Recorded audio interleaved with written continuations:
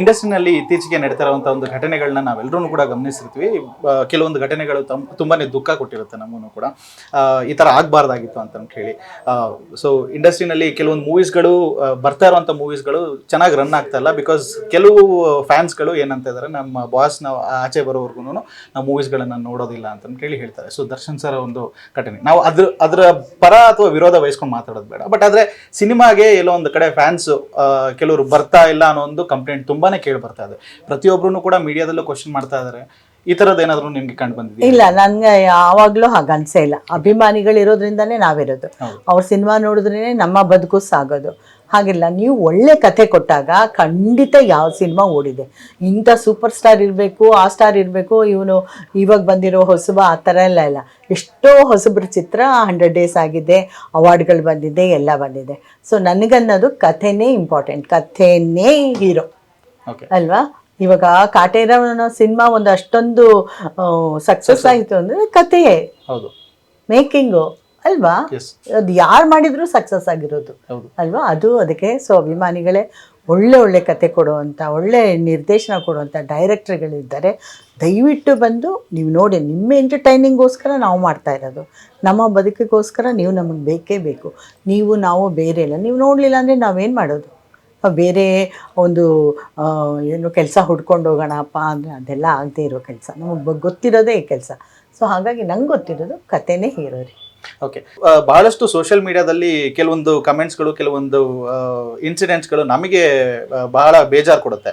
As a family member ಆಗಿ ಅಥವಾ as a friend ಆಗಿ ನೋಡ್ತಾ ಇರಬೇಕಾದ್ರೆ ಇಲ್ಲದೆ ಇರೋದನ್ನ ತುಂಬಾ ಹುಟ್ಟು ಹಾಕೊಂಡು ಹೇಳುವಂತ ಕೆಲವೊಂದು ಕಮೆಂಟ್ಸ್ಗಳು ಅಥವಾ ಕೆಲವೊಂದು ಇನ್ಸಿಡೆಂಟ್ಸ್ಗಳು ನಿಮಗೆ ತುಂಬಾನೇ ಬೇಜಾರು ಕೊಟ್ಟಿದೆ ಇತ್ತೀಚಿನ ದಿನಗಳಲ್ಲಿ ಅಂತ ಹೇಳಿದ್ರೆ ಯಾವ್ದಿರ್ಬೋದಮ್ಮ?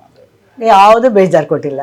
ಯಾಕೆಂದರೆ ನಾನು ಗಟ್ಟಿಯಾಗಿ ನಿಂತ್ಕೋತೀನಿ ಅಂತ ಅಂದಾಗ, ನನ್ನಲ್ಲಿ ಏನೋ ಒಂದು ಕುಂದುಕೊರತೆ ಇಲ್ಲ ಅಂದಾಗ ನಾನು ಯಾಕೆ ಬೇಜಾರು ಮಾಡ್ಕೊಳ್ಬೋದು? ಜನರು ಇರೋದೇ ಒಂದು ಕಮೆಂಟ್ ಮಾಡೋದಕ್ಕೆ, ತೆಗ್ಳೋಕೆ, ಅಥವಾ ಅವ್ರಿಗೇನು ಖುಷಿ ಬರುತ್ತೋ ಆ ಥರ ಮಾತಾಡೋದಕ್ಕೆ. ನೀವು ಕೂತ್ಕೊಂಡು ಇಲ್ಲಿ ಒಂದು 3 ಗಂಟೆ ಎಲ್ಲ ಕೂತ್ಕೊಂಡ್ಬಿಟ್ರೆ ಇವರೇ ಏನೋ ಬೇರೆ ಥರ ಹಾಕ್ಬಿಟ್ಟಿರ್ತಾರೆ. ಸೊ ಅದಕ್ಕೋಸ್ಕರ ನೀವು ತಲೆನೇ ಕೆಡಿಸ್ಕೊಬಿಡಿ. ನಾನು ಸರಿ ಇದ್ದಾಗ ನೀವು ತಲೆ ಕೆಡಿಸ್ಕೊಳ್ಳಿ. ನಮ್ಮ ಮನೇಲಿ ನಾವೆಲ್ಲ ನಗಾಡ್ತಾ ಇದ್ವಿ. ಅದೆಲ್ಲ ಬಂದಾಗ ಏನೋ ಇದು ಸುಜಾ ಏನೋ ನಿಮ್ಮ ಮೇಲೆ ಈ ಥರ ಬಂದಿದೆ. ಯಾಕೆಂದರೆ ಅವರಿಬ್ರು ನಮ್ಮ ಮನೇಲೇ ಇರೋ ಅಂಥ ಹುಡುಗರು ಅವರು. ಏನೋ ಸಾಟರ್ಡೆ ಸಂಡೇ ಆದರೆ ಎಲ್ಲ ಹೊರಗಡೆ ಬರ್ತಾ ಇದ್ವಿ. ನಾನು ಜೊತೆಲಿ ಹೋಗ್ತಾ ಇದ್ದೆ ಕುಣಿಯೋದು, ಕುಪ್ಪಳಿಸೋದು. ನಮ್ಮ ಮನೇಲಿ ಲೋಕೇಶ್ ಅವರು ಇರೋವಾಗ್ಲಿಂದಲೂ ನಮ್ಮ ಮನೆ ಪಾರ್ಟಿ ಅಂದರೆ ತುಂಬ ಫೇಮಸ್.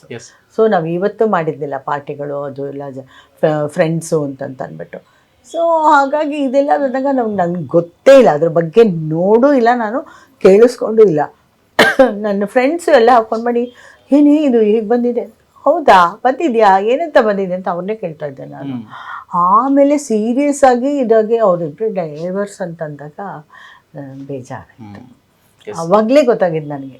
ಅದುವರೆಗೂ ಇವರಿಬ್ಬರ ಬಗ್ಗೆ ಈ ಥರ ಬರ್ತಾ ಇದೆ ಅಂತಂದ್ಬಿಟ್ಟು ನನಗೆ ಗೊತ್ತೇ ಇಲ್ಲ. ಇದು ಉತ್ಪ್ರೇಕ್ಷೆ ಅಲ್ಲ, ನಿಜ. ಇದು ನಿಜ.